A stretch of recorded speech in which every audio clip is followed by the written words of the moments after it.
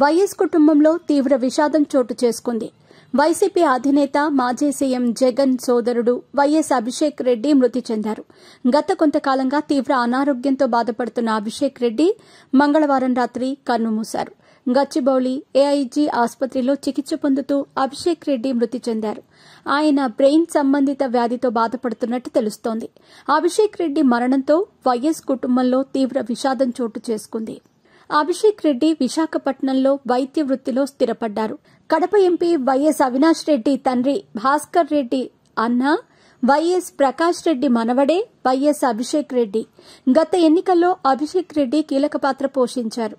లింగాల మండలానికి అభిషేక్ రెడ్డి ఇన్ఛార్జిగా వ్యవహరించారు.